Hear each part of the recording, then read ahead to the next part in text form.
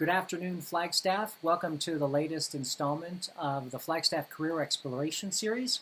And we're going to be taking your questions live throughout the hour with our guest, Arron Stump. He is the owner and founder of 316 Motorworks, Randy's Downtown Garage, and XYZ Concepts. And we're going to learn more about the automotive repair industry, fabrication, as well as what it takes to be a business owner and how he got started. So Randy, welcome. And my first question for you is, when you were in high school, is this what you thought you'd be doing? My family is in the business as well. My uncle owns R&R Automotive in Flagstaff. It's been open since 1978. And I started working for him when I was 11 years old. So that, it kind of pushed me into that world. I actually accelerated my junior or my high school career because of it.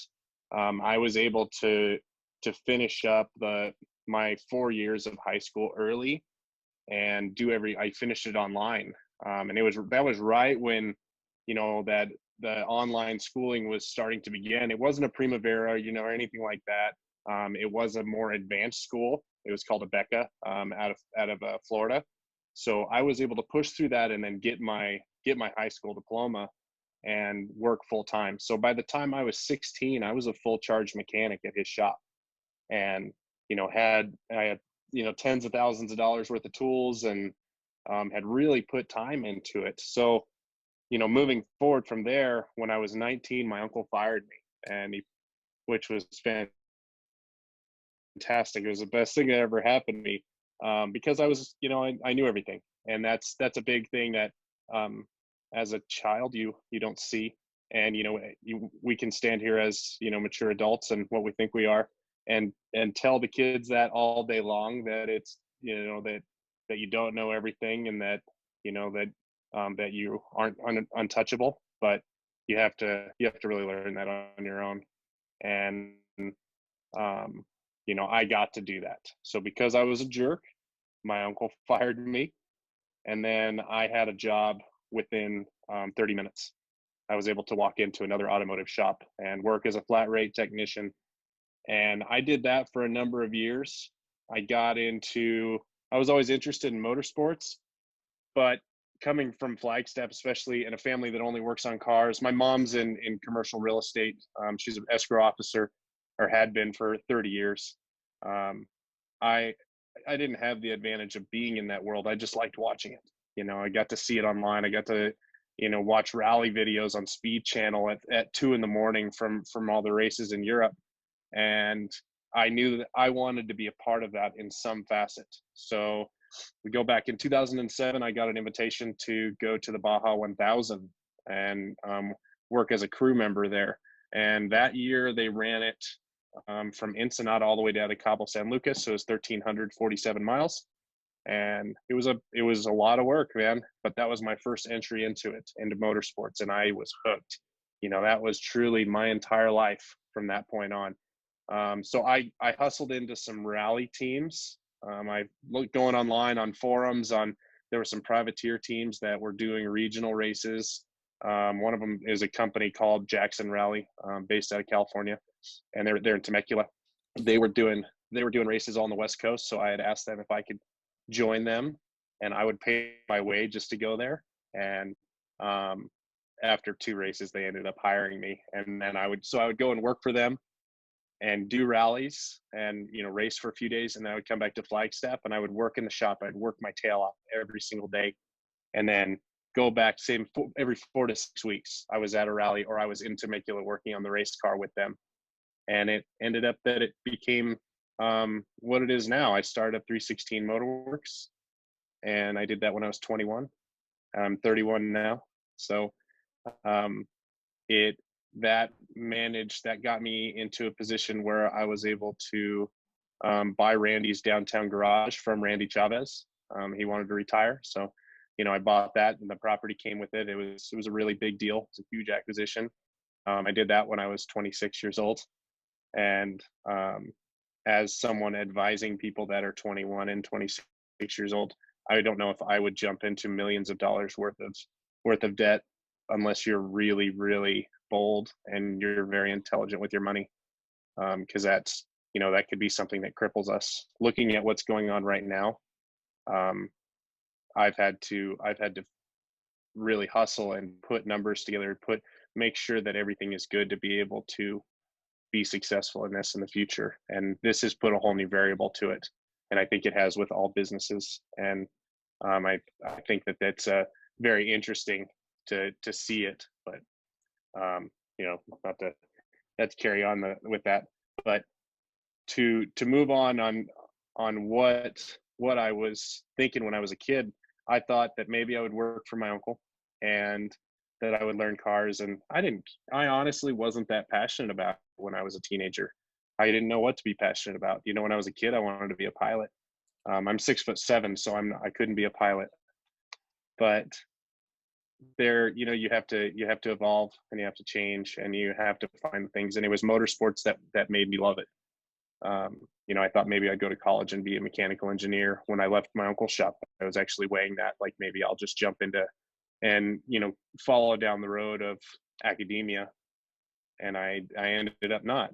I ended up staying, and it's been fantastic. And I have over 50 employees in all different forms and places and investments all over Arizona and properties and all kinds of stuff. And it's a weird world, but it's really cool.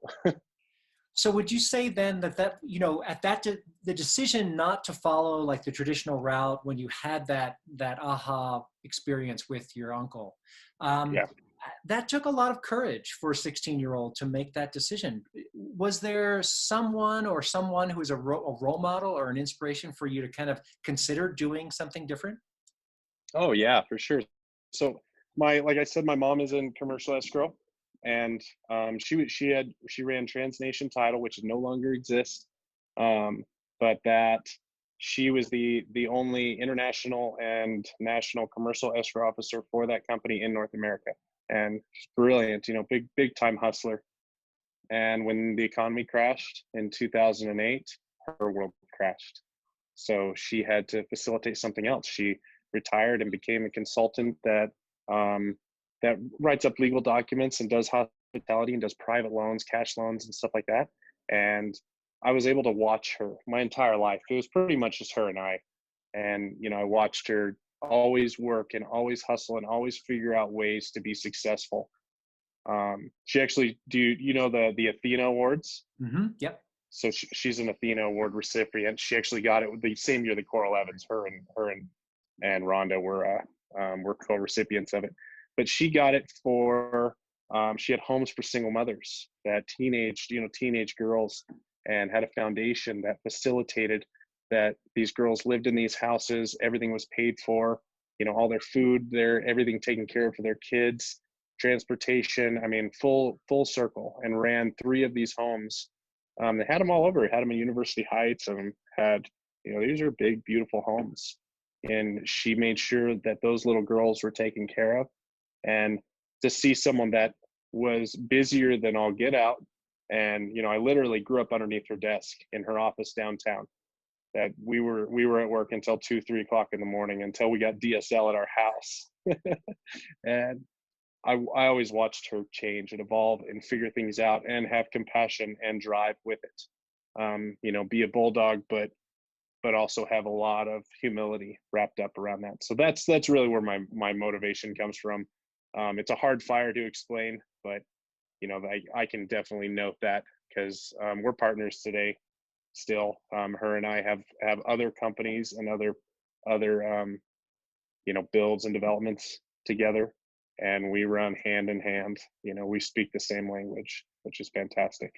Awesome.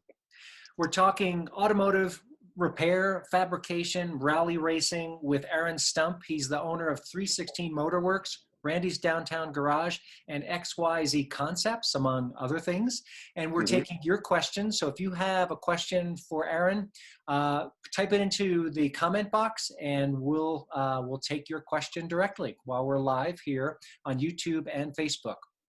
So Arron, you are in one of your shops that happens to be in Phoenix today. Is that right? Yes. And yeah. Go ahead. That's XYZ Concepts, right? Yes, it's XYZ Concepts. XYZ Concepts is based in Scottsdale at the Air Park. We're not a retail facility. We build cars for auction and for sale, but we do restorations and resto mods and hot rods, American hot rods. My partner and I we got together last year. We've known each other for a long time, but got together on this deal. And I don't know, he comes from a background more in the hot rod world, and I just happen to be in the automotive world, and both be builders at the same time.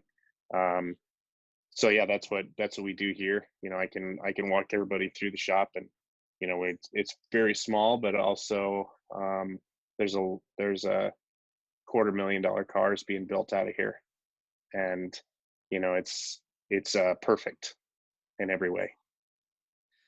So when you think about the things that you've done and starting and finding that fire that you described in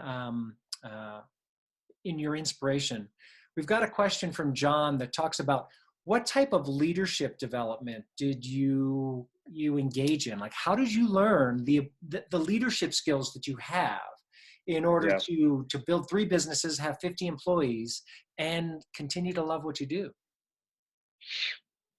That's a good question. That's a very good question. And that I'm sure that we're talking about the same John. So John and I have had talks like this before. My inspiration, or my ability to lead and to help out and to do all the things that I've been able to do has been learned over time. I started out, I've always been able to communicate very well and always been able to figure out problems without someone standing behind me or telling me what to do. Again, that was a part of like me leaving high school early, is that I didn't see myself in that mold into following education. And I got perfect grades too, so that kind of helped. But man, it's really hard to, like, I didn't take a class on it.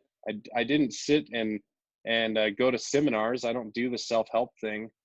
And people that what do they have those videos for entrepreneurs and seminars and stuff? I've never been a part of anything like that. I just think that you have to decide that you're gonna be the kind of leader that is successful. I mean, you really have to make your mind up that you're gonna see the light no matter what. That you're gonna go through a pandemic that is really making a mark in history on the entire world, and draw a line in the sand and look forward to the future and not worry about what's happened, and where you're going to be if you look into the past constantly, is that you're going to be stuck there. And I try to get that instilled in everybody that I work around, that to not fill them up with a bunch of useless words and hate, but what are we going to do now? How are we going to solve this right now? So Mary wants to know, given your talk about the pandemic, what would you recommend, or how would you advise someone who is considering starting their own business today, given the current conditions? That's a very tough one right now. Honestly, that's super tough. We're not in, there's no real answers on what the economy is, what we're going to be looking at.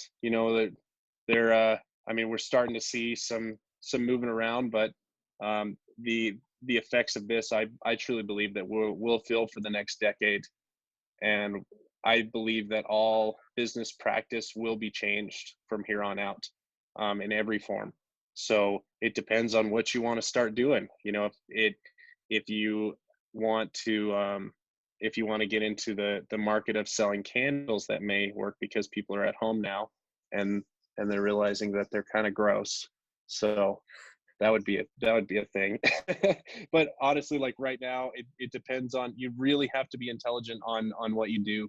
The economy that we were in prior to this was, and it's proving that it was completely unstable because we stopped it, and it's very, very turbulent. But it was kind of a free for all it's the same as like you look at our real estate market and Flagstaff especially. It's been a free for all. It's just it whatever you say, it's going to happen. And I don't really believe I don't think that's the way things should work. I think there should be more thought to it, and that's the way it used to be. You know, but I had my cousin works in Roswell, New Mexico, and he owns an automotive shop out there as well. And he started out when he was a kid. I think he's going into his 50s now, and he said that entrepreneurship was nerdy when he was a kid, and only the people that wouldn't that were too stubborn to work for others would start their own business. And now it's not the case. Now it's like the popular thing to do. I really believe that you need to be careful jumping into business for yourself right now. Be observant of the markets. Be observant of what the needs are, and have. I think that everything that's gone on with the pandemic as well. I was actually, my partner and I were talking about this at lunch today, that this is going to be the make or break for individuals, whether they own their own business or they work for people. You're gonna see their importance. This is going to be the mark that decides if you're going to be sustainable or more successful, because you're going to have to learn to work your tail off, and laziness isn't going to be accepted anymore because we can't afford it. And when the markets were crazy, we could afford people that were sitting on stools. So it's interesting. There are a lot of people who are in their 50s or older that look at the generations that are coming up, who might still be in high school or middle school, or even those individuals who are in their 20s who are out in the workforce. And there's this myth of the millennial generation being kind of lazy or wanting it to be handed to them. And I know you've worked with a lot of students while they were coming through the Automotives program with in the high schools here in Flagstaff. Mm-hmm. Is that your sense? No, not necessarily. I think that we have a cultural problem. So we can blame and we can point fingers all day long that it's the kids and it's I have a lot of adult employees that have had in the past as well, that are way lazier than the kids, that are way more entitled than the kids. I've had a couple of, I think I've ran 4 different kids from a high school automotive program in Flag, that I kind of cherry picked them. Like Brian Locke is really, really, really good friend of mine. So he would wait until he found the perfect one that if he had a shop he would want them to go and work at, and he sent them over to me. And I think he sent some others to dealerships and stuff like that. But like I got Vinny Barrett was a great example of that. His dad owns an auto body company in Flagstaff, and his brother works for his dad as well. But Vinny's a fabricator and a mechanic, and he started working for me when he was 15. And he's just this wide-eyed kid that was real quiet, that would come in and keep his head down and work his tail off. He works for Machine Solutions now. When we had a big shift, and he said that he wanted to get more into primarily fabrication and learn machining. So Neil found made an apprenticeship program for him over there. And he walked in from being when he was 18, he made $65,000 working for me as a mechanic and a fabricator. And I don't know many 18-year-olds that are making that kind of money, but he deserved it. He had that kind of drive. There's a girl named Cammie Lawrence. She actually still works for me. That she's still under me. She's worked for me for 3 years now, so she's kind of an apprentice to me. Does anything and everything. She'll work on cars, she'll build drive shafts, she'll align cars, she'll clean floors. Like all this last 8 weeks, business cut down about 90%. So it was a huge shift. And there's no rallies. They canceled all motorsports, so we're not doing 316. Motorworks is not working right now, but I have the facilities. So the last 8 weeks, she's been over at the 316 Motorworks facility, scrubbing it, going from top to bottom and organizing and getting rid of parts, and making it so when things open back up, we can grow again, and that we don't have those things sitting in the background. And that was her idea. So we've been able. I don't think that it's a millennial problem. I think that it's a cultural problem of laziness and entitlement. And like I said, my last, on the last question is that we that we are in a place now that we are not going to be able to allow laziness or entitlement. That everybody has been cut down to the same line, and that it doesn't matter what you made before or who you thought you were. Everybody lost, and everybody's hurting. There's a lot of humanity and humility in all of this, and I'm sad for everything that's going on, but at the same time, I'm happy that everybody's eye to eye, because that needed to happen big time. And it sounds like your advice to someone either just starting out or in the middle of all of this trying to figure out which end is up is that diversification in your case has been key to your success when you look at the variety of things that you've been engaged in. So absolutely. Can you tell us a little bit more about the difference between the three businesses that you have, and then maybe take us for a tour of the shop down in Phoenix? Yeah, absolutely. So Randy's Downtown Garage obviously is a general automotive shop. It's been open since 1973. So it's got a great following and great quality. It was an honor to be able to take over that legacy and to help drive the business a little bit harder. So that we do, the only thing that we don't do is tires. Honestly, we do from oil changes to timing belts and engine and transmission replacements and diagnostic and electrical, and we do every single make and model. I think last year we had 3,118 different customers, different tickets. We had 427 Ford F-150s and Lexus RX 300s, and it's just this whole variety of different makes and models, which is very, I honestly believe, like, it's interesting. So we take 316 Motorworks. We'll take it back and we'll compare all the companies and talk about exactly what they're doing. So 316 Motorworks was started to build and cultivate rally cars and motorsports, and that was build and import cars.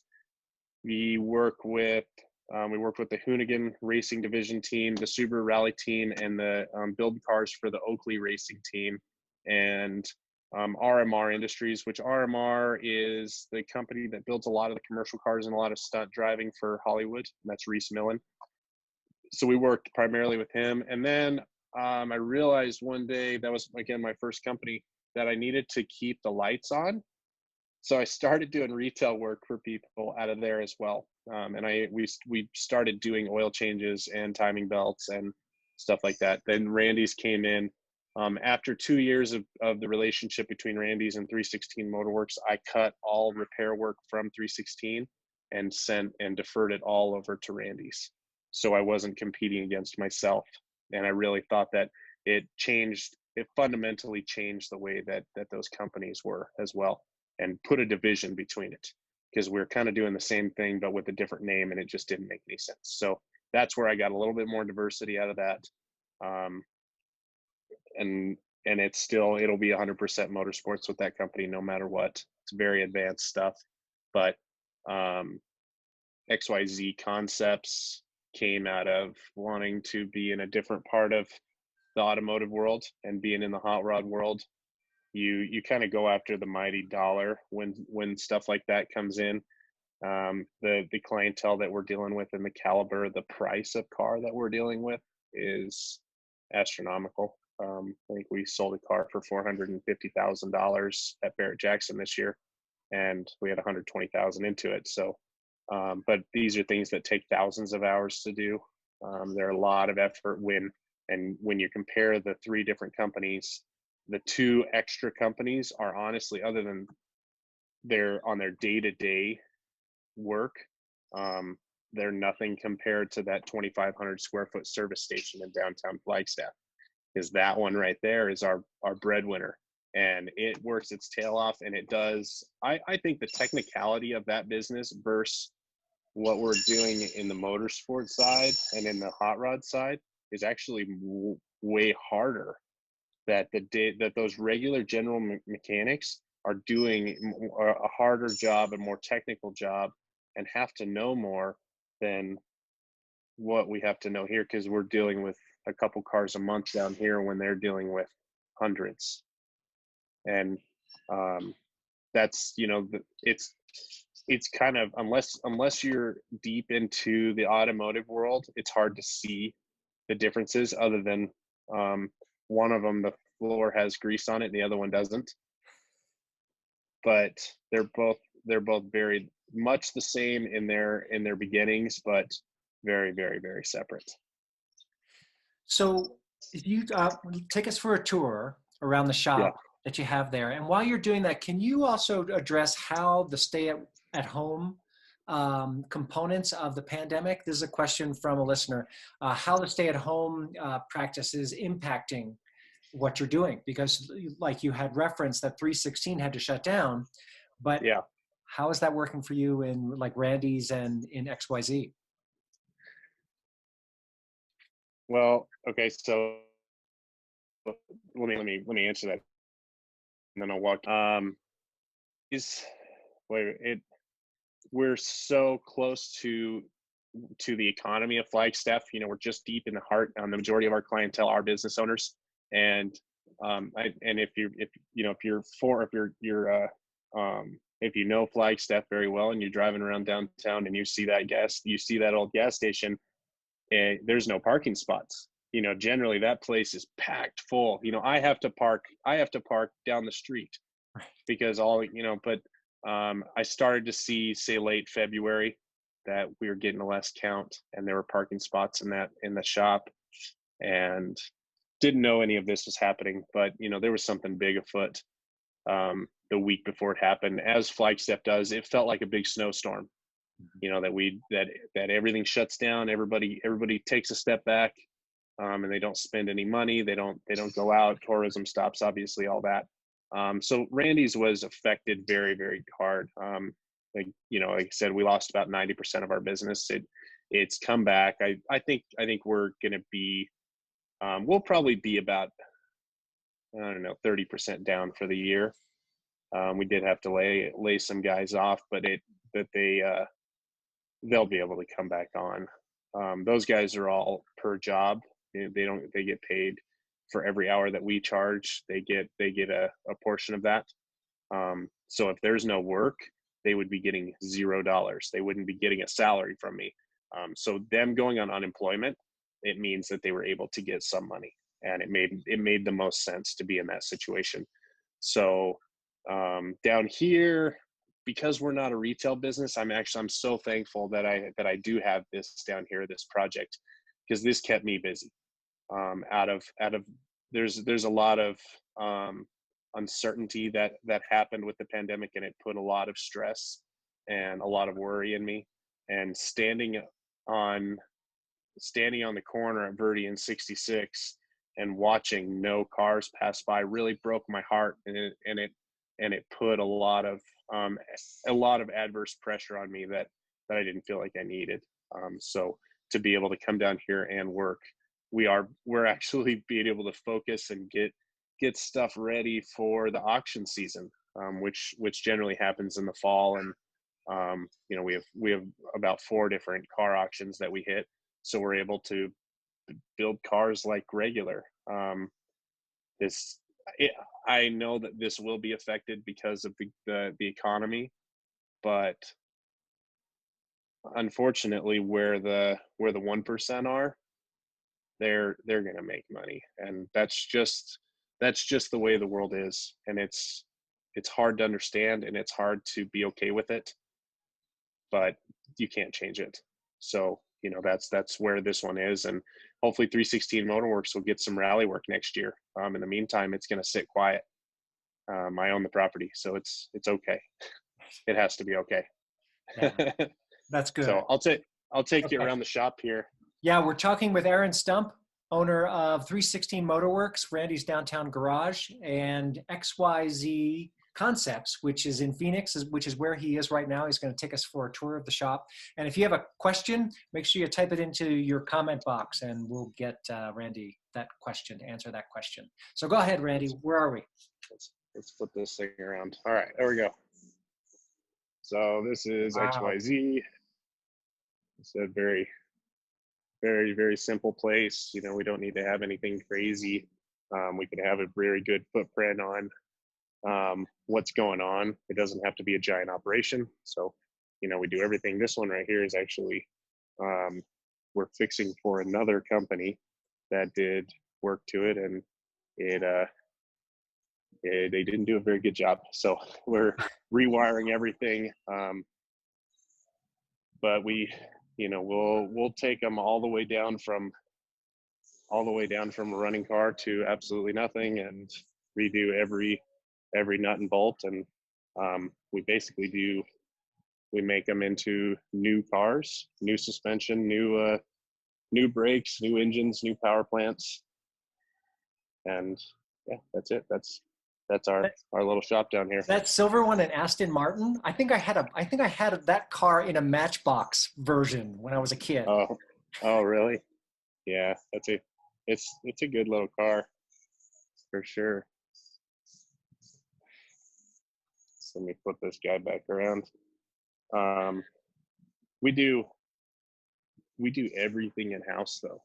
Okay. That's the cool thing about this place, is that we're able to one, keep it between just me or just Charles and I, and maybe another person. You know, we have a fabricator that'll come in and do some work, but we can build between headers and motor mounts. And the only thing that we don't do is body work, because body work is very, very difficult in the licensing. Doing paint booths, if you have to get a paint booth, you're going to end up spending about $100,000 just to get the paint booth and to get it certified, and the insurance and all. There's just a lot of extra to it, and there are people that are very good at that. So we don't do that here. We facilitate it somewhere else.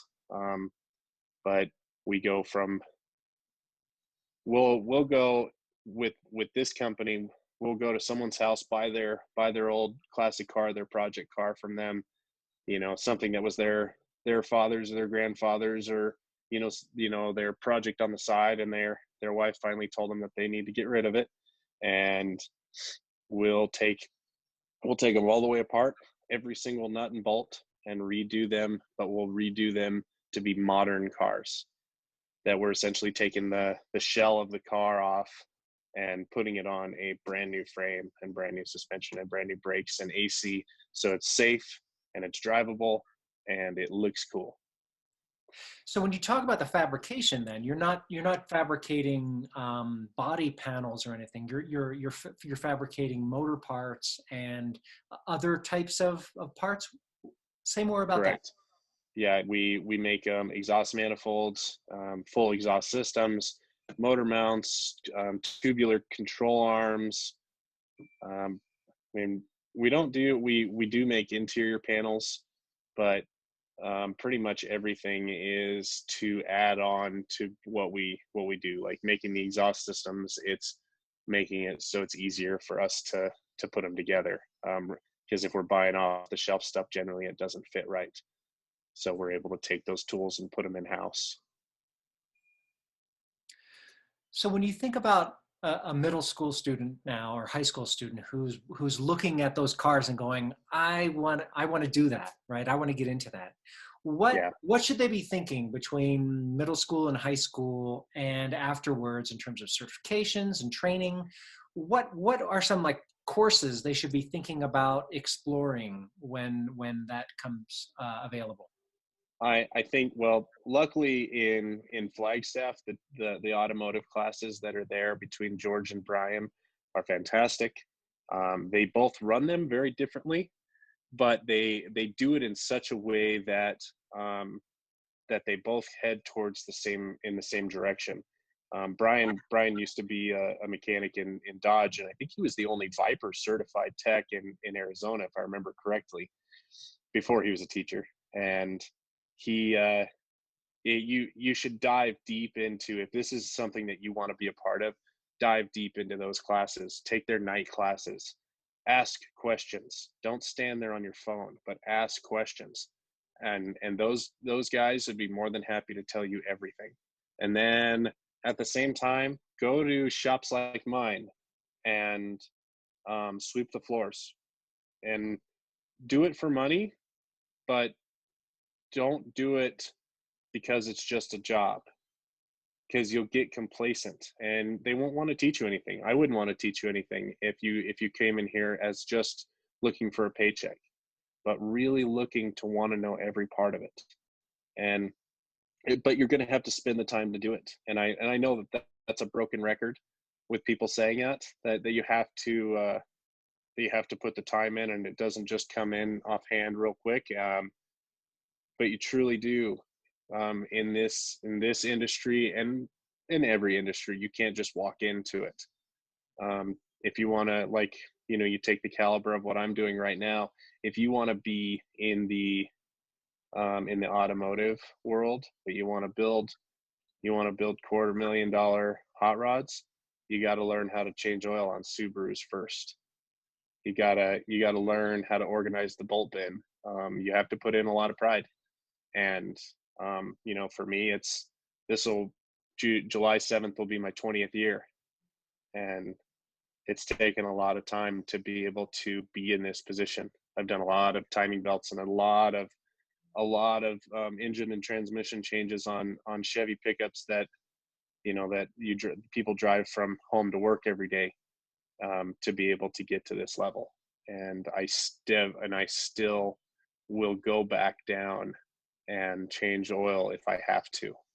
So getting to the point where you can be in it, where you can find a job with someone that'll teach you or learn things in school, whether it be in welding or automotive.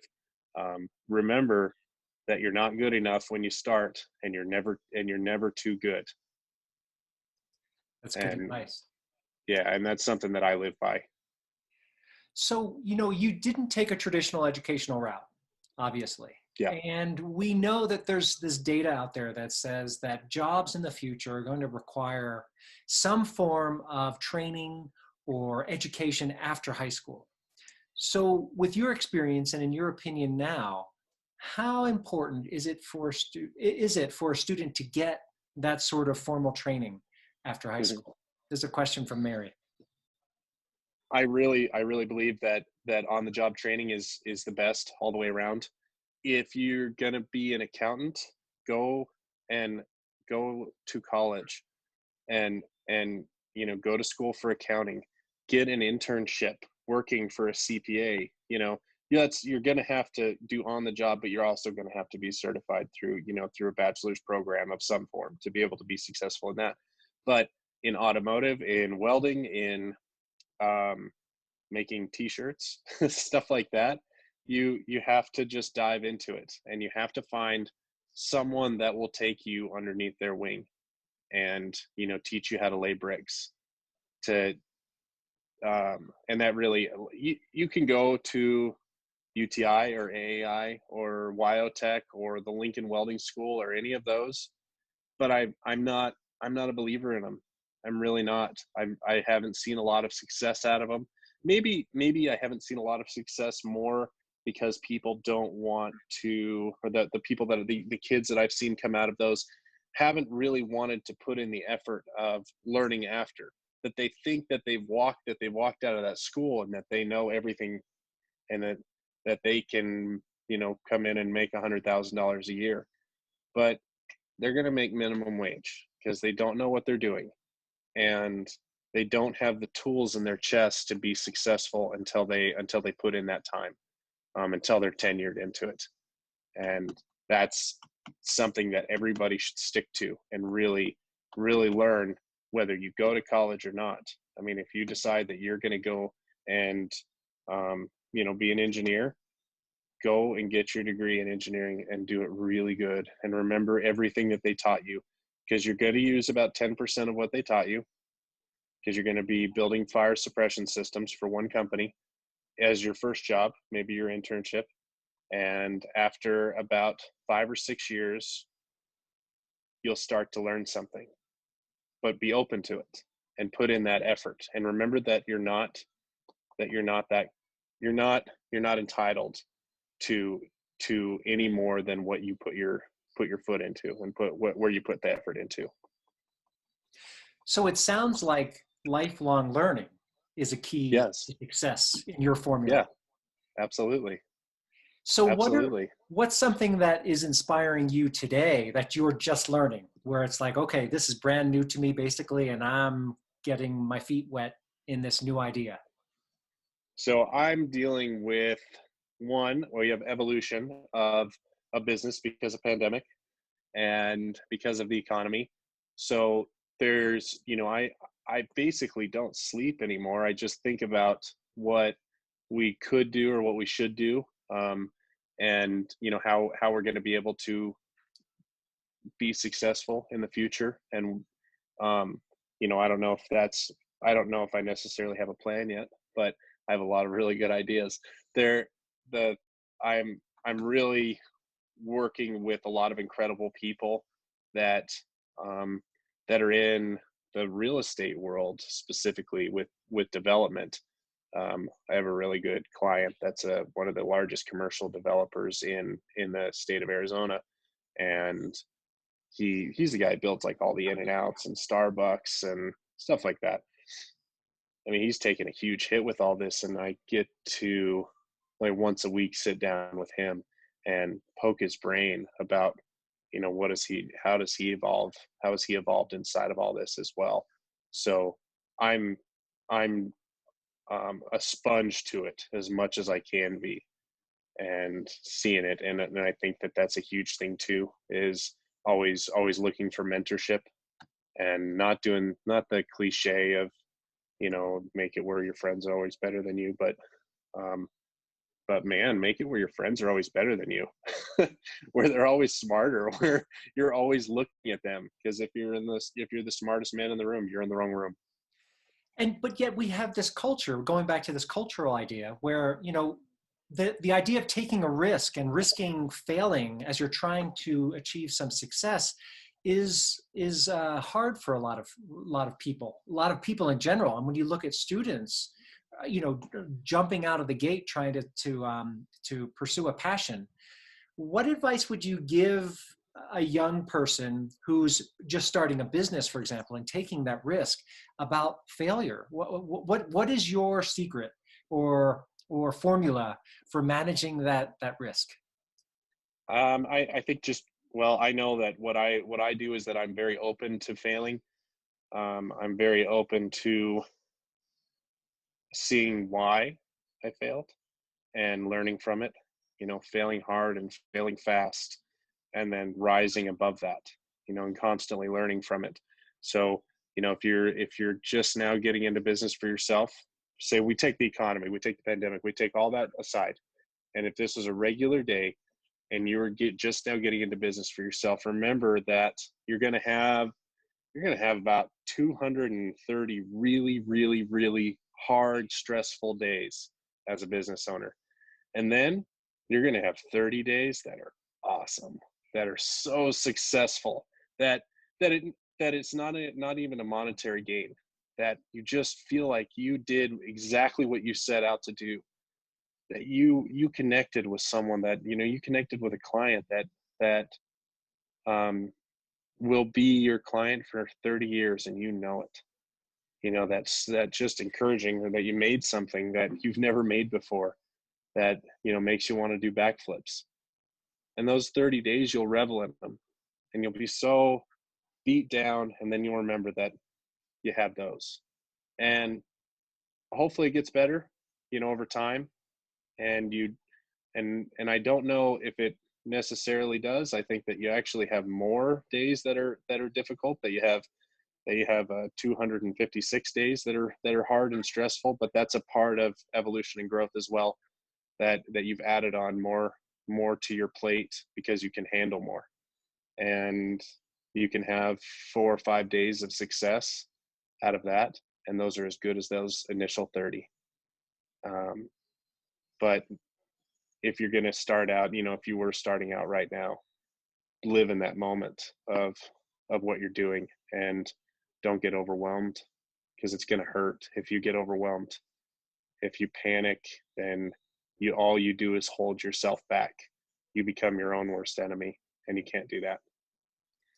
So you've had a lot of success. You're a good leader. You're a wonderful leader. You're good to your people. You have a variety of diversification in what you do. So in a lot of ways, I can hear your story and go, wow, you've got an awesome life, right? But what's the least favorite part of what you do during the day at this point? Firing people. Oh man, dealing with the humanity side is absolutely the worst part. Maybe more on the clientele, dealing with unhappy people, even though you didn't make them unhappy. That they're having a bad day, that they, someone cut them off driving up San Francisco, and then they blew it.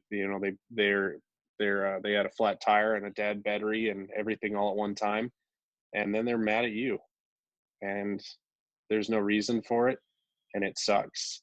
But there is a point where you don't take it personally. I'm pretty good at not taking it personally, and I can see that they're just having a really bad day, and I became their punching bag. But boy, sometimes you just have to walk away, and I do. I get to a point where I don't put up with that anymore. So honestly, like in the evolution of my world and my business, it's gotten a lot better, because I choose my fights, and I choose who I want to be associated with, and I choose what I want to listen to as well. That if there is commotion and if there is negativity in the air, I just walk away from it, and I don't feel like I need to be associated with that kind of stuff. I feel like I wish that everybody would just do that, and this world would be a whole lot better. Agreed. Wise advice from a successful business owner in Flagstaff who has made a career out of his passion for rally racing and automotive repair and fabrication. And what a joy to talk with you, Arron. I'm so grateful that you took the time out of your day to share some of your secrets. Yeah. And if in the listening audience, if you have a question that we didn't get a chance to address with Arron, go ahead and type it in the comment box, and we'll continue to try to feed those questions or information to Arron. And certainly anyone who's familiar with Flagstaff knows the corner of Verde and Route 66 and the downtown garage. You can always just poke your head in there to get in touch with Arron to connect as well. So. Yep. Best wishes for continued success, Arron, in this turbulent time. And judging from what I've learned about your path, you have what it takes to navigate uncertainty for sure, which is key, as any business owner would tell you. Yes, sir. So, well, thank you very much for your time. I appreciate it. Thank you. So join us next week. We're going to be here again live, and we're going to be taking your questions right here on YouTube and Facebook. Until then, we'll see you then. Bye-bye.